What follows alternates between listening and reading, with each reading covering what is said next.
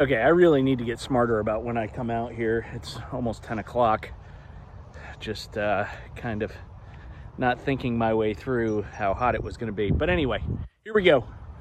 We are starting the Elite 8 or the round of 8 or however you want to say it today. So that means that my blocks of juggles have now gone up to 250. I've got to get 250 in a row for it to count. So if I get 249 and I drop it, that counts as 0. 255 counts as 250, and that's it. So I got to get 4 sets of 250 at least. So here we go. We'll see how it goes. Wish me some luck.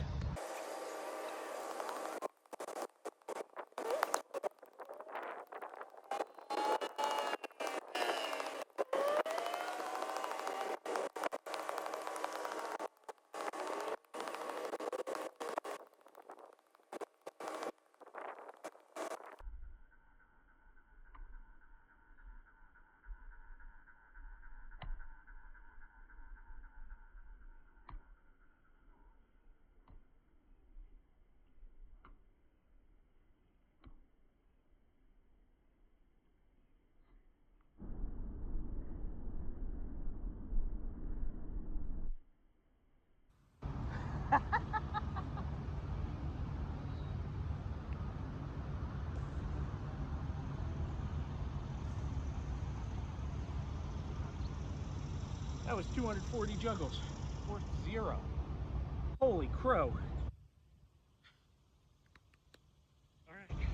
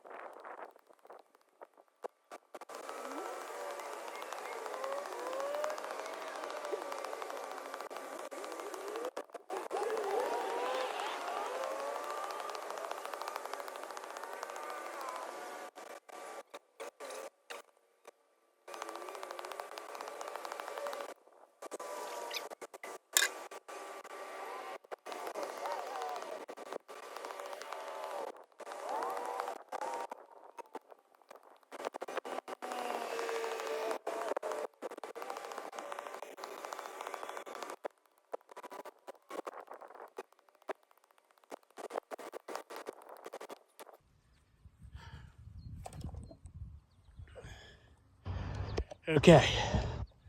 Hopefully the camera's still working. Holy crap, that's black screen. All right. Well, that was 1,000 juggles by sets of 250. I'll come back in a minute and talk it through. Okay. Over here in the shade to make sure that my phone doesn't overheat. But anyway, 1,000 juggles, done 250 at a clip. When I edit it, I'll try and put in a couple of the drops. I had 2 drops that were in the 240s. It doesn't feel good, but at the same time, It's that defeat that kind of spurs you on later on when you've got to get more in a row. Wait until I have to go up to 1,000 and straight. Oh, stop the watch. A little bit late, but at least I've got an idea. It's 22:29. So, yesterday I talked about some of the things that the U.S. Soccer Federation, our culture, etc., needs to do before we win a World Cup, even though I had us from 10 years ago winning this one. And I know people are going to say, oh, we've already won World Cups. What are you not talking about the women? I understand. We have won several World Cups on the women's side of things. But within that argument, you need to recognize the nuance that goes into it. Number one, okay? Men's and women's game is different, okay? Two, we need to recognize the fact that the men have a 100-year, maybe more, gap to make up, all right? The U.S. has not put soccer as a priority in the past 100 years. Notice the fact that we call the game soccer and not football. There's a variety of other things, but England, Spain, France, Brazil, etc., they all have decades, century plus first movers advantage on us. Flip the script. Go to the women's side.